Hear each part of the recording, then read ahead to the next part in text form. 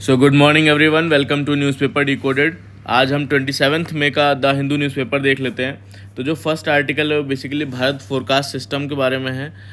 अभी ये Indian meteorological department IMD ने लॉन्च किया है इसे भारत फोरकास्ट सिस्टम, जो कि Indian institute of tropical metrology Pune ने बनाया है। तो इस भारत फोरकास्ट सिस्टम में है क्या कि बेसिकली आपके पहले जो पुराने मॉडल्स थे वो ब्लॉक लेवल तक इन्फॉर्मेशन पहुंचाते थे वेदर फोरकास्टिंग की, वो पंचायत लेवल तक पहुंचाया जा सकेगा। तो पहले जो शॉर्ट टर्म जो 3 दिन के वेदर फोरकास्टिंग होती थी और जो मीडियम 7 दिन की वेदर फोरकास्टिंग होती थी, अब और ज़्यादा एक्यूरेट होंगे।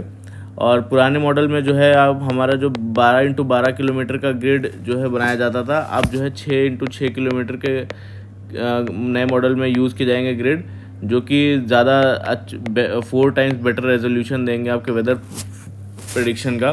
और नए मॉडल में बेटर वेदर मॉडल्स यूज़ किए गए हैं और पावरफुल कंप्यूटिंग टूल्स का यूज़ किया गया है। तो और इस जो नया ग्रिड स्ट्रक्चर है इसमें ट्रायंगुलर क्यूबिक ऑक्टाहेड्रल जो का यूज़ किया गया है। ये ग्रिड स्ट्रक्चर है बेसिकली ऑक्टाहेड्रल ग्रिड, तो जो ट्रॉपिकल जैसे एरियाज इंडिया के लिए ज़्यादा यूज़फुल रहेगा। तो लिमिटेशंस इसमें क्या रहेंगी, जैसे सडन थंडरस्टॉर्म या लाइटनिंग जैसे इवेंट्स पे एक्यूरेटली प्रिडिक्ट तो नहीं कर पाएगा, लेकिन फिर भी पंचायत लेवल्स पे थोड़ी ज़्यादा एक्यूरेट इन्फॉर्मेशन पहुंचेगी। तो पहले सिर्फ ये ब्लॉक लेवल तक होता था, अब ये पंचायत लेवल तक फोरकास्ट देंगे। तो अब ये फार्मर्स के लिए काफ़ी बेनिफिशियल होगा, जैसे फार्मिंग और डिज़ास्टर मैनेजमेंट में के लिए गेम चेंजर बन सकता है। फिर जो यहाँ पे नेक्स्ट न्यूज़ है वो बेसिकली जो बांग्लादेश में जो एंटरिम गवर्नमेंट है मोहम्मद यूनुस की जी, तो उन्होंने बेसिकली बोला है कि जो है एक म्यांमार के राखिनी प्रोविंस तक, जो म्यांमार का जो राखिनी प्रोविंस है जो वेस्टर्न बॉर्डर पे पड़ता है, जहाँ पे रोहिंग्याज भी रहते हैं, रोहिंग्या माइनॉरिटी जिन पे परसिक्यूशन और एग्जीक्यूट किए जाते हैं ये, और इन पे ह्यूमैनिटेरियन क्राइसिस भी काफ़ी ज़्यादा है। तो यहाँ तक एक ह्यूमैनिटेरियन कॉरिडोर बनाने की बात की थी वहाँ की इंटरिम गवर्नमेंट ने, जिसका वहाँ की आर्मी ने जो है अपोज़ किया है और खुल के स्टैंड अपना क्लियर किया है कि जो है इस ह्यूमैनिटेरियन कॉरिडोर से सिक्योरिटी रिस्क हो सकता है और ये कॉरिडोर जो है अनएक्सेप्टेबल है। और ये जैसे कि नॉन स्टेट एक्टर्स हैं वो यूज़ कर सकते हैं, जैसे कि अराकन आर्मी हो गई जो कि वहाँ की जो मिलिट्री है उसके ख़िलाफ़ है अराकन आर्मी, और आर्म्स और ड्रग स्मगलिंग के लिए यूज़ किया जा सकता है। तो ये बेसिकली उनका कहना है। तो ये ह्यूमैनिटेरियन जो कॉरिडोर बनाने जा रही है इनकी इंटरिम गवर्नमेंट, उसका आर्मी अपोज कर रही है। बेसिकली यहाँ पे जो है जो राखिनी स्टेट है, यहाँ पे 2 टाइप के लोग रहते हैं, राखिनी बुद्धिस्ट और रोहिंग्या मुस्लिम्स। जो कि रोहिंग्या मुस्लिम्स ये स्टेटलेस हैं, जो इनके पास रहने के लिए कोई ज़मीन या स्टेटलेस हैं और परसिक्यूट किए जाते हैं हर जगह। तो रोहिंग्या क्राइसिस 2012 में जो है रिपीटेड कॉन्फ्लिक्ट्स हुए इन दोनों के बीच में, जिसमें कि म्यांमार मिलिट्री ने फिर एक्शन लिया, जिसमें रोहिंग्या मुस्लिम्स इधर उधर भागे, काफ़ी बांग्लादेश में गए और काफ़ी ज़्यादा ह्यूमैनिटेरियन क्राइसिस हुआ। तो जो अराकन आर्मी है बेसिकली ये जो है ये आर्म्ड एथनिक राखिनी ग्रुप है जो कि कॉन्फ्लिक्ट में रहता है वहाँ की मिलिट्री के तत्मा दो देव जिसको बोलते हैं। तो इसकी वजह से काफ़ी फ्रीक्वेंट क्लैशेस, डिस्प्लेसमेंट और ह्यूमैनिटेरियन क्राइसिस यहाँ पे रहता है। फिर यहाँ पे गवर्नमेंट कुछ जो अनडॉक्यूमेंटेड बांग्लादेशीज़ हैं जिनके पास डॉक्यूमेंट नहीं है, जो इंडिया में रह रहे हैं, उनको डिपोर्ट कर रही है वापस एयरलिफ्ट के थ्रू त्रिपुरा तक फ़्लाइट से भेज रही है, फिर वहाँ से डिपोर्ट करेगी बांग्लादेश। तो ये सारा चल रहा है अभी।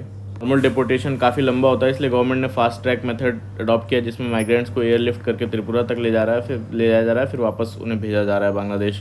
फिर यहाँ पे रशिया ने जो है दोबारा से 3 साल में सबसे बड़ा जो एयर स्ट्राइक किया है अभी यूक्रेन में, जिसमें 355 ड्रोन रशिया ने यूक्रेन में भेजे और जो है 69 मिसाइल्स जो है लॉन्च की। तो वही सबके अलग अलग रिएक्शन सारे कंट्रीज़ को क्रिटिसाइज़ कर रहे हैं, रशिया को और ट्रम्प दोनों को ही क्रिटिसाइज़ कर रहे हैं। यहाँ सुप्रीम कोर्ट ने 3 टॉप जजेस जो है सेलेक्ट किए हैं सुप्रीम कोर्ट कोलिजियम में। आगे देखेंगे कोलिजियम सिस्टम के बारे में डिटेल में।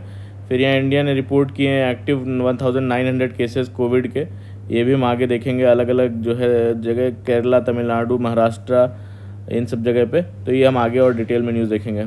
फिर जो नेक्स्ट न्यूज़ है वहाँ बेसिकली यहाँ कुछ भी इंपॉर्टेंट नहीं है। फिर यहाँ हमारा इनक्वाइस जो हमारी एक एजेंसी है Indian national centre for ocean information services, उसने अभी रेड अलर्ट जारी किया है कोस्टल एरियाज़ में, गोवा, कर्नाटका, महाराष्ट्र, केरला, इन सब में, कि जो है डेंजरसली हाई वेव्स आ सकती है वहाँ पे 4.3 तक की, तो वहाँ की किसी भी रिक्रिएशनल एक्टिविटीज़ जो शोर के पास है उनको बैन कर दिया है और बीचेस से दूर रहने को और रॉक कोस्ट लाइन से दूर रहने को बोला है। तो अब देख लेते हैं एनकॉइस क्या है। बेसिकली एनकॉइस जो है हमारी Indian national centre for ocean information services है, ठीक है। ओशियन से रिलेटेड इंफॉर्मेशन प्रोवाइड करती है, तो जैसे कि वेदर फोरकास्टिंग वहाँ का से रिलेटेड, सुनामी वार्निंग, ठीक है, और ओशियन करंट से रिलेटेड, वेव्स, टाइड्स, इन सब से रिलेटेड देती है। कोस्टल एरियाज़ के लिए जो है अर्ली वार्निंग इशू करना कोस्टल एरियाज़ के लिए, डिज़ास्टर ताकि प्रेडिक्ट किया जा सके, जैसे सुनामी हो गया है ना।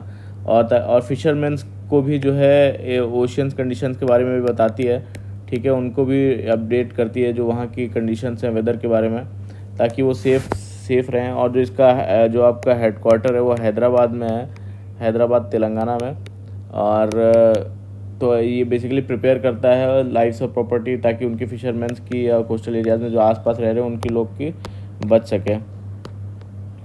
जो नेक्स्ट न्यूज़ आर्टिकल उसमें ईडी ने अटैच किए हैं कुछ प्रॉपर्टीज़ जो कि कर्नाटका भूवि डेवलपमेंट कॉरपोरेशन के फॉर्मर एम्प्लॉयज़ हैं, जिन्होंने 750 फेक बेनिफिशियरीज़ के नाम पे बैंक अकाउंट ओपन करके लोन्स और सब्सिडीज़ रिलीज़ करवाए, तो उसकी जो एसेट सीज़ कर लिया है। तो अभी एनफोर्समेंट डायरेक्टोरेट क्या चीज़ है? ईडी बेसिकली एनफोर्समेंट डायरेक्टोरेट है, जो फाइनेंशियल इन्वेस्टिगेशन एजेंसी है हमारे यहाँ पे मिनिस्ट्री ऑफ फाइनेंस के अंडर। तो ये बेसिकली डील करती है इकोनॉमिक लॉज एनफोर्स करने में, और इकोनॉमिक क्राइम्स जैसे कि मनी लॉन्ड्रिंग हो गया उसको इन्वेस्टिगेट करने में, और जो फॉरेन एक्सचेंज वायलेशंस होते हैं उसको, किसी भी टाइप का फाइनेंशियल फ्रॉड है उसको बेसिकली इन्वेस्टिगेट करती है। ये जो मनी लॉन्ड्रिंग है वो prevention of money laundering act 2002 के अंडर इन्वेस्टिगेट करती है। जो फॉरेन एक्सचेंज वायलेशन है फॉरेन एक्सचेंज मैनेजमेंट एक्ट 1999 के अंडर मॉनिटर करती है। तो इन्वेस्टिगेट कर सकती है कोई भी केस जो मनी लॉन्ड्रिंग का हो, इलीगल फाइनेंशियल ट्रांजैक्शन का हो, अटैच कर सकती है, सीज कर सकती है प्रॉपर्टी, है ना, और प्रोसिक्यूट भी कर सकती है जो है ऑफेंडर्स को अंडर रेलिवेंट लॉज में, ठीक है। और जो इंटरनेशनल एजेंसीज है जैसे इंटरपोल है उनके साथ भी कोलैबोरेट करती है अगर इंटरनेशनल एंगल है उस केस का। नेक्स्ट न्यूज़ में बेसिकली मालदीव्स ने जो है सपोर्ट दिया इंडिया को against the fight against the terrorism. फिर मालदीव्स ने भी इंडिया की इमरजेंसी फाइनेंशियल असिस्टेंस के लिए भी, हेल्प के लिए जो थैंक यू बोला। तो ये बेसिकली दोनों के बीच में जो हाई लेवल कोर ग्रुप की मीटिंग है उसमें डिस्कस हो रहा है ये। फिर यहाँ पे जो इंडिया और यूएस के बीच में जो ट्रम्प का रिमार्क आया था उसमें जो स्ट्रेंड डिस्कशन है उसको डिस्कस करने के लिए जो कि ट्रम्प ने बोला था कि जो ऑपरेशन सिंदूर पे कि उन्होंने जो है वो मेडिएट कराया है, बट इंडिया ने रिजेक्ट किया था कि कोई कश्मीर के इशू पे, पीओके के इशू पे जो थर्ड पार्टी मेडिएशन एक्सेप्ट नहीं करता है इंडिया। तो इस पे बेसिकली डिस्कस करने के लिए इस रिमार्क पे और क्लैरिफाई करने के लिए जो सीज़ फायर हुआ है और जो भी एड्रेस करने के लिए ऑपरेशन सिंदूर और टेररिज्म फ्रॉम इंडिया जो है हमारे फॉरेन सेक्रेटरी जो है विक्रम मिस्त्री जी और डिप्टी एनएसए जो पवन कुमार जी हैं वो विज़िट करेंगे वॉशिंगटन इस चीज़ को डिस्कस करने के लिए, और पुश करेंगे जो यूएस की डिप्लोमेटिक और डिफेंस जो पोस्ट्स हैं उनको फिल करने के लिए, जिसमें कि अब काफ़ी कम इंडियन फिगर्स इन्वॉल्व हैं। तो स्ट्रेंथन जो इसलिए ये सब डिस्कस करने जाएंगे, प्लस जो है बायलैटरल टाइज़ को स्ट्रेंथन करने और जो क्वाड समिट आने वाली है और ट्रेड टॉक्स करने हैं। तो इस चीज़ को बेसिकली डिस्कस करने जा रहे हैं। जो नेक्स्ट न्यूज़ है उसमें क्या है, बेसिकली तमिलनाडु ने अभी क्या किया था कि एक एक्ट लाया था जिसमें जो वाइस चांसलर को अपॉइंट करने का पावर है वो नॉर्मली गवर्नर के पास होता है, जो कि शिफ्ट करके स्टेट गवर्नमेंट के पास कर लिया था। तो ये वही फिर तमिलनाडु जो है वहाँ पे हाई कोर्ट ने इस ऑर्डर को, इस जो एक्ट है उसको स्टे लगा दिया था। तो इसी को दोबारा से हाई कोर्ट ने सुप्रीम कोर्ट में चैलेंज किया है, तो दोबारा से हियरिंग होगी, फिर देखते हैं क्या आता है इसमें। यहाँ पे सुप्रीम कोर्ट कोलिजियम ने 3 जजेस को नाम रेकमेंड किया है टॉप कोर्ट के लिए। तो आप बेसिकली अभी जो करंटली स्ट्रेंथ है जो सुप्रीम कोर्ट में जजेस की 31 है, अभी एक और रिटायर हो रहे हैं जून में जस्टिस बीला त्रिवेदी जी, तो 30 हो जाएंगे। फिर उसके बाद लेकिन जो सैंक्शन स्ट्रेंथ है 34 तक हो सकती है।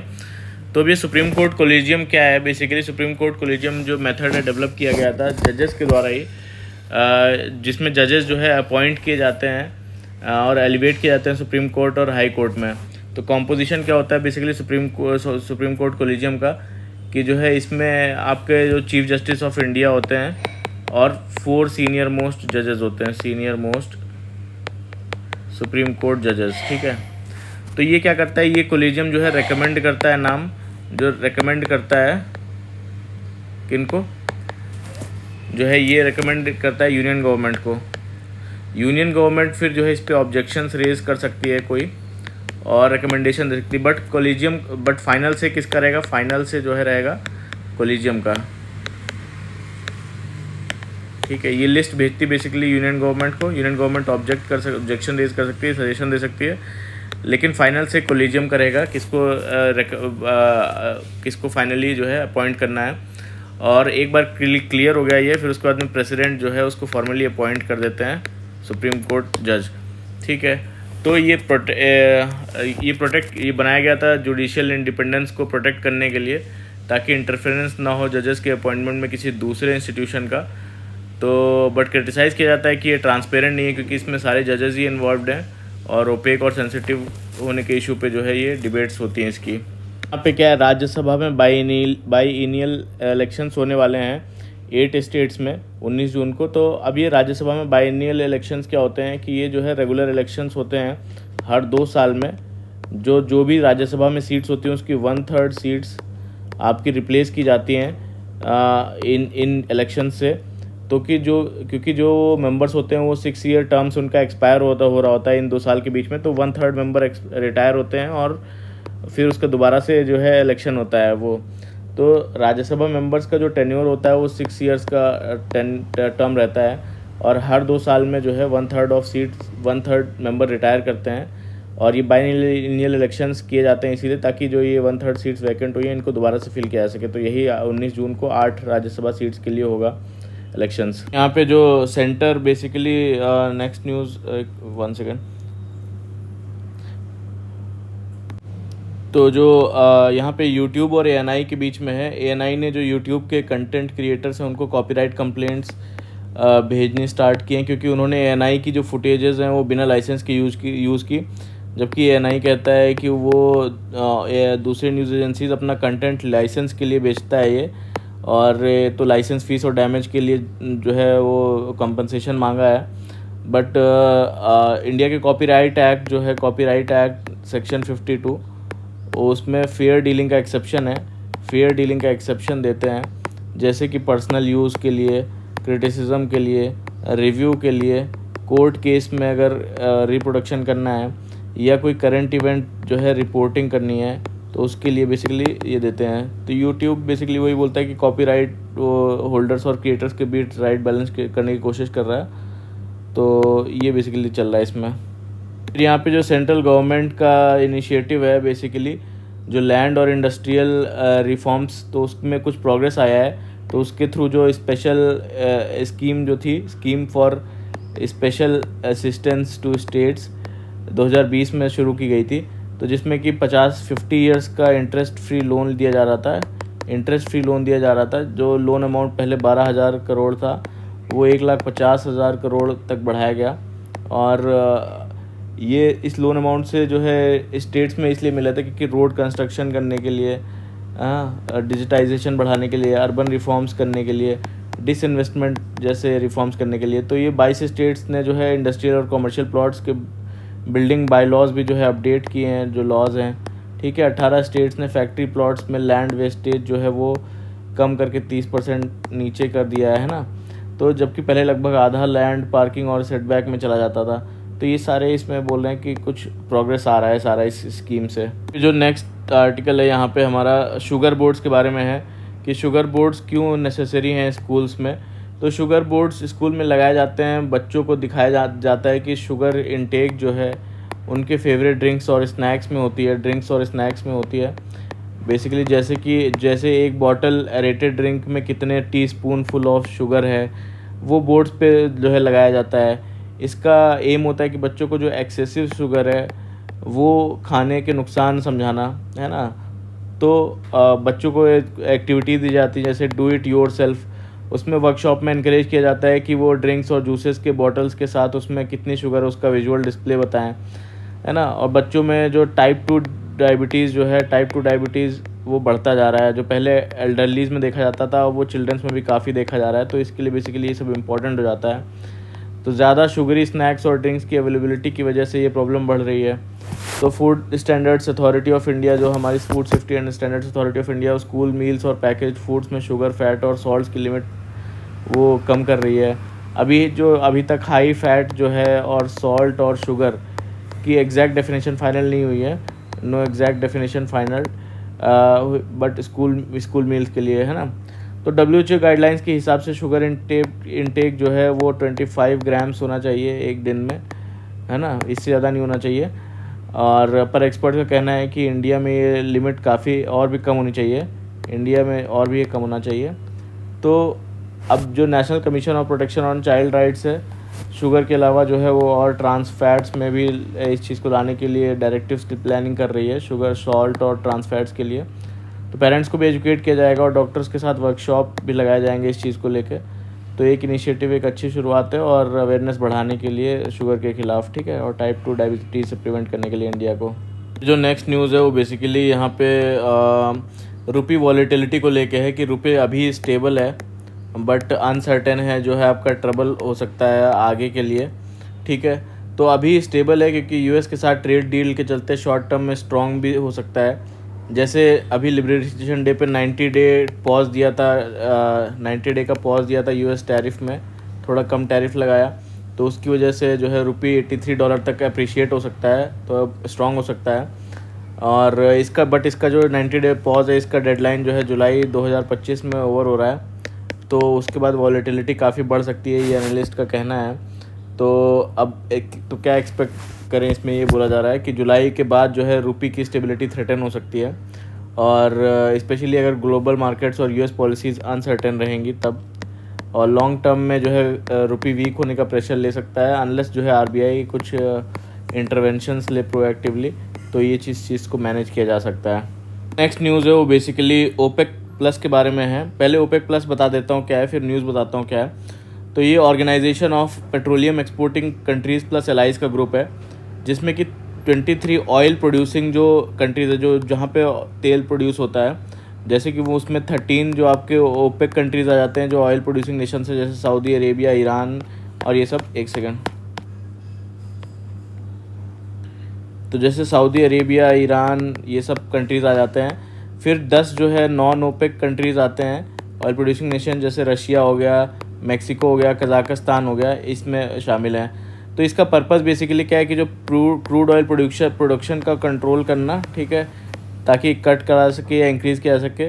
ग्लोबल जो ऑयल प्राइसेस हैं उनको जो है स्टेबल रखना, और मेंबर कंट्रीज़ के इंटरेस्ट प्रोटेक्ट करना, ताकि जो एक्सपोर्ट में जो पैसे कमाते हैं तो वो उसमें उनको भी नुकसान ना हो, और प्लस ऑयल प्राइसेस भी स्टेबल रहें।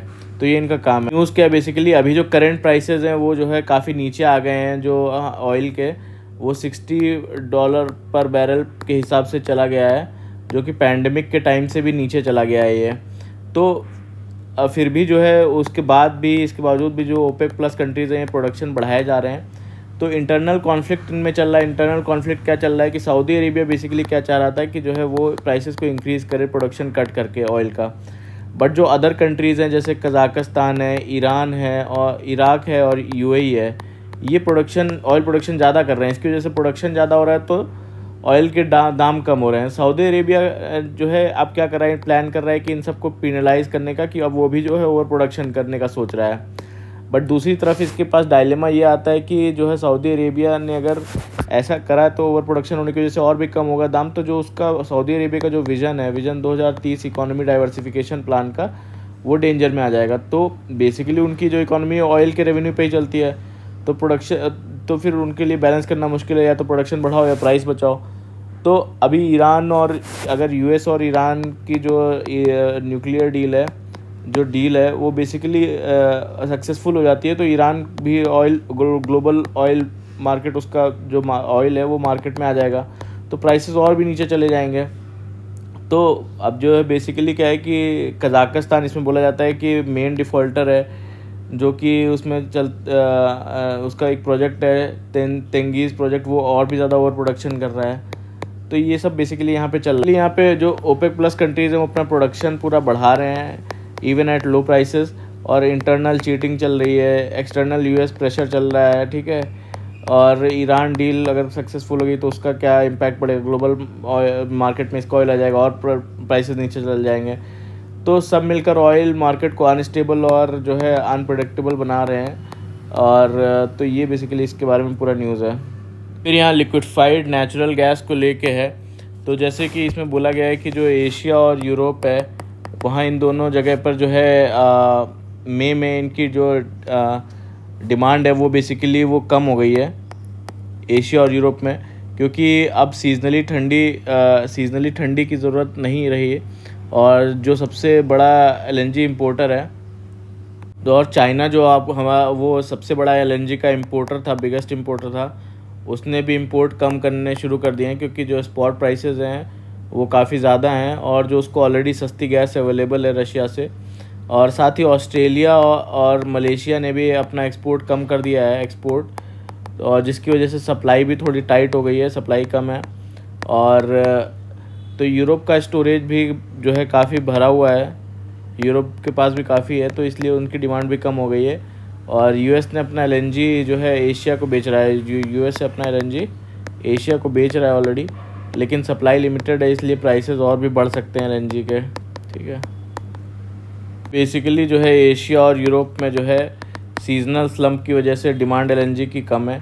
चाइना में की डिमांड डाउन हो रही है क्योंकि सप्लाई साइड जो है इश्यूज चल रहे हैं और यूएस एलएनजी पर भरोसा कर रहा है एशिया में, लेकिन जियोपॉलिटिकल कॉन्सिक्वेंसेस भी हो सकते हैं। तो ये बेसिकली आगे और अनसर्टेनिटी और एलएनजी के प्राइसेस और भी बढ़ सकते हैं ग्लोबल मार्केट में।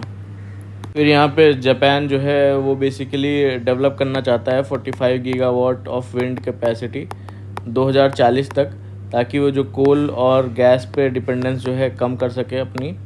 और बट करंट चैलेंजेस कुछ बताए जाते हैं जैसे कि कॉस्ट बहुत ज़्यादा है और प्रोजेक्ट डिलेज़ हैं कई सारे, और कई सारी जो कंपनीज़ हैं वहाँ की अभी कंस्ट्रक्शन करना अभी उनको बाकी है, अभी शुरू भी नहीं हुआ है।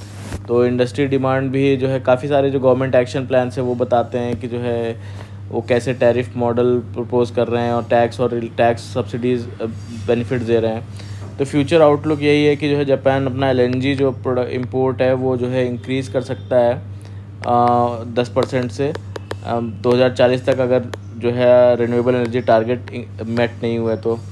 और pressure from rising power demand जैसे डेटा सेंटर्स और सेमीकंडक्टर्स की है।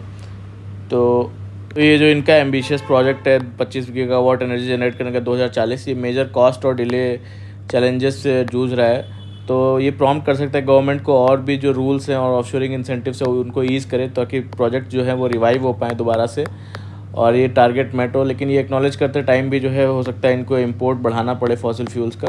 तो ये इस न्यूज़ का बेसिकली क्रक्स है। तो ये था आज का हमारा पूरा न्यूज़ डिस्कशन द हिंदू से। और प्लीज़ अच्छा लगा हो तो आपको प्लीज़ लाइक करिएगा, कमेंट करिएगा और सब्सक्राइब भी कर लीजिएगा हमारे चैनल को, ताकि ऐसे डेली न्यूज़पेपर कवरेज आपके सामने ही हो सके और सारे फैक्ट्स भी आपके सामने ही कवर कर देता हूँ एक न्यूज़ का। So thank you very much for the discussion.